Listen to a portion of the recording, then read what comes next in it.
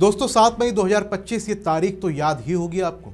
अगर नहीं है तो हम आपको बताते हैं कि ये वो तारीख है जब भारत के जाबाज सैनिकों ने पाकिस्तान में घुसकर अपने पराक्रम की प्रकाष्ठा दिखाई थी और आतंकिस्तान को उसकी औकात याद दिलाते हुए उन्हें पटक पटक कर मारा था।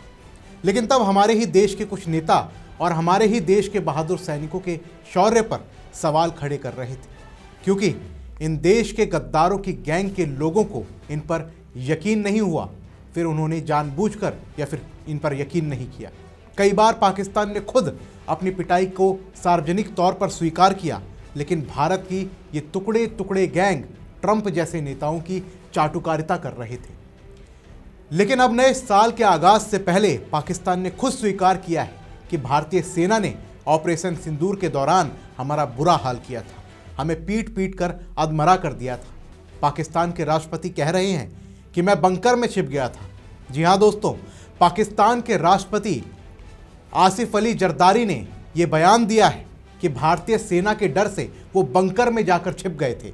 और पाकिस्तान की डिप्टी प्राइम मिनिस्टर इशाक डार ने भी ये खुलासा किया है कि ऑपरेशन सिंदूर के दौरान करीब 500 सैनिकों को भारत के सैनिकों ने मौत के घाट उतार दिया था, जिसमें पाक के सैनिकों के साथ साथ आतंकी भी थे।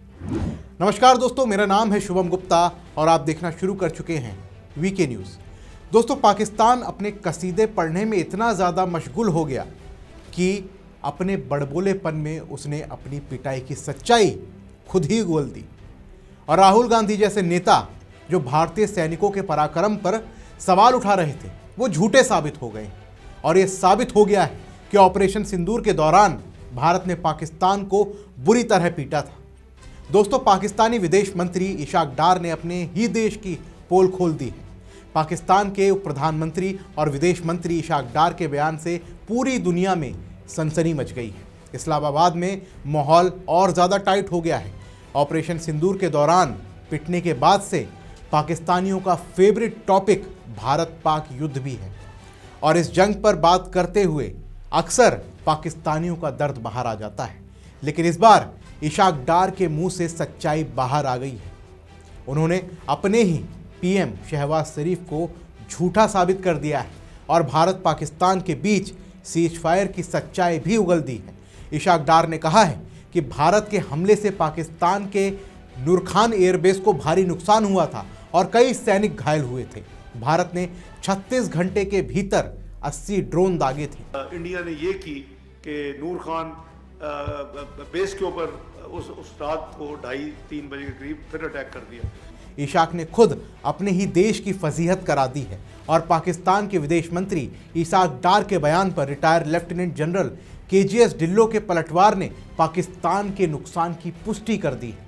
जनरल ढिल्लो ने कहा कि इशाक वैसे तो झूठ बोलते हैं, लेकिन कई बार अनजाने में सच्चाई भी उगल देते हैं और इस बार भी उनसे वही हुआ है। लेफ्टिनेंट जनरल ढिल्लो ने कहा है कि पाकिस्तान ये दावा कर रहा है कि ऑपरेशन सिंदूर के दौरान भारत ने पाकिस्तान पर 80 ड्रोन दागे, जिसमें से 79 को उसकी सेना ने निष्क्रिय कर दिया और केवल एक ड्रोन नूर खान एयरबेस पर गिरा दिया, जिससे मामूली नुकसान हुआ। क्या पाकिस्तान के पास कोई भारत जैसी टेक्नोलॉजी है जो 79 ड्रोन को निस्तानाबूद कर देगा? क्योंकि ज़मीनी हकीकत इससे बिल्कुल अलग है। ढिल्लो कहते हैं कि पाकिस्तान की अपनी मीडिया संस्था समा टीवी ने 14 अगस्त 2025 को पाकिस्तान के स्वतंत्रता दिवस पर 138 ऐसे सैन्य कर्मियों की सूची जारी की थी जिन्हें ऑपरेशन सिंदूर में भारतीय कार्रवाई के दौरान मारे जाने के बाद मरणोपरांत वीरता पुरस्कार दिए गए थे। ढिल्लो के मुताबिक अगर 138 लोगों के मरने के बाद सम्मान दिया गया था तो इसका सीधा मतलब है कि ऑपरेशन सिंदूर के दौरान कम से कम 500 लोगों की मौत हुई थी। कि उनके 14 अगस्त जो 2025 का जो 14 अगस्त था उनके इंडिपेंडेंस डे, उस पे उन्होंने 138 गैलेंट्री अवार्ड्स दिए थे, जो कि उनके ही समा टीवी ने अपनी वेबसाइट पे नाम पब्लिश किए थे। और वो तमाम 138 के 138 गैलेंट्री अवार्ड जो हैं वो पोस्थुमस, यानी कि उनके शब्दों में शहीद वो दिए गए थे। और 138 शहीद तो वो मानते हैं जिनको उन्होंने गैलेंट्री अवार्ड दिए। अगर गैलेंट्री अवार्ड 138 को दिए, इसका मतलब कम से कम 400 से 500 उनकी मिलिट्री कैजुअलिटी जो फैटल है वो हुई है, यानी कि उनकी जो जान गई है। तो ये कहना कि नूर खान पे थोड़ा सा गिरा, एक ड्रोन गिरा, थोड़ा सा कुछ नुकसान हुआ, नूर खान तो आग के बवाल में, आग के बबूले उधर उड़ रहे थे, उनके पाकिस्तानी सिटीजन ने उसके वीडियो बना के अपलोड किए और 11 एयर बेसिस को, रडार साइट्स को, उनके जमीन के ऊपर हवाई जहाजों को, उनके रिटायर्ड एयर मार्शल ने खुद ये कबूला है ऑन टीवी कि बोलारी एयर बेस में उनका जो एवेक्स है वो इंडिया की मिसाइल से हिट हुआ है। तो पाकिस्तान का झूठ बोलना उनके डीएनए में है, वो बोलते रहे। सच्चाई दुनिया को मालूम है, सच्चाई टीवी के ऊपर आ चुकी है, सच्चाई वीडियोस में है, सच्चाई सैटेलाइट इमेजरी में है, जो कि इंडिया ने बार बार दिखाई है। तभी तो 138 को सम्मान दिया और इनमें से कई सैनिक थे और कई आतंकी। ऐसे में मामूली नुकसान और कुछ हल्की चोटों का दावा बिल्कुल गलत है। उन्होंने कहा कि नूर खान एयरबेस में आग लगी हुई थी और इसके वीडियो खुद पाकिस्तानी नागरिक सोशल मीडिया पर शेयर कर रहे थे। इसके अलावा पाकिस्तान के कुल 11 एयरबेस को भारी नुकसान हुआ था।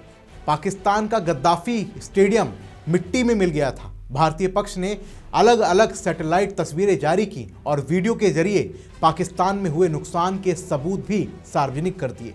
लेकिन फिर भी कुछ दोगले लोगों ने इन पर यकीन नहीं किया।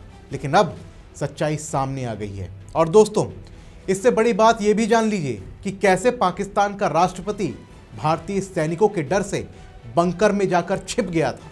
भारतीय सेना के डर से मुनीर और जरदारी बंकर में जाकर छिपे थे। ऑपरेशन सिंदूर के बाद एक और जहां अमेरिका ने पूरी दुनिया में सीज फायर कराने का दावा किया था, तो दूसरी ओर पाकिस्तान दुनिया भर में गाना गा रहा था कि वो जंग जीत गया। अब उसकी अपनी ही टॉप लीडरशिप बता रही है कि ऑपरेशन सिंदूर के दौरान पाकिस्तान में किस कदर भारतीय सैनिकों ने तबाही मचाई थी और कैसे पाकिस्तान पानी पानी हो गया था। जी हां दोस्तों, पाकिस्तान के राष्ट्रपति आसिफ अली जरदारी का भी बड़ा कबूलनामा सामने आया है, जिसमें जरदारी ने खुद कहा है कि भारत की सटीक कार्रवाई ने, भारतीय सैनिकों के हमले ने पाकिस्तान के पसीने छुड़ा दिए थे। दोस्तों, पाक राष्ट्रपति ने एक कार्यक्रम के दौरान ये साफ साफ कहा है कि ऑपरेशन सिंदूर के दौरान भारत की कार्रवाई से पाकिस्तान हिल गया था। देश के शीर्ष नेतृत्व में डर का माहौल था और भारतीय सेना के हमले के दौरान पाक के मिलिट्री सेक्रेटरी ने उन्हें बंकर में जाने की सलाह दी थी। ये बहुत बड़ा खुलासा है दोस्तों। पाकिस्तान का राष्ट्रपति कह रहा है कि भारत के डर से वो बंकर में छिप गया था। अब और क्या प्रमाण चाहिए इन टुकड़े टुकड़े गैंग को? राहुल गांधी जी, मुझे लगता है अब आपको आपके सारे सवालों के जवाब मिल गए होंगे जो आपने भारतीय सैनिकों पर उठाए थे, उनसे प्रमाण आपने मांगे थे और आपके आका ट्रंप ने भी पाकिस्तान को सुन ही लिया होगा, जिनकी आप उस समय चाटुकारिता कर रहे थे। दोस्तों, कितनी शर्म की बात है। ये टुकड़े टुकड़े गैंग, ये लोग भारत में ही रहते हैं, यहीं का खाते हैं, लेकिन गुणगान पाकिस्तान का करते हैं। यह सच्चाई इन लोगों के मुंह पर एक तमाचा है भारतीय सेना के पराक्रम पर सवाल उठाने के लिए। दोस्तों, आपका क्या कहना है पाकिस्तान के इस कबूलनामे पर और इन टुकड़े टुकड़े गैंग पर? आपके जवाब का हमें इंतज़ार रहेगा हमारे कमेंट बॉक्स में। वीडियो पसंद आया तो वीडियो को लाइक करें, शेयर करें और चैनल को सब्सक्राइब करना ना भूलें। मिलते हैं अगली वीडियो में, तब तक के लिए जय हिंद। वीके न्यूज, राष्ट्र के नाम।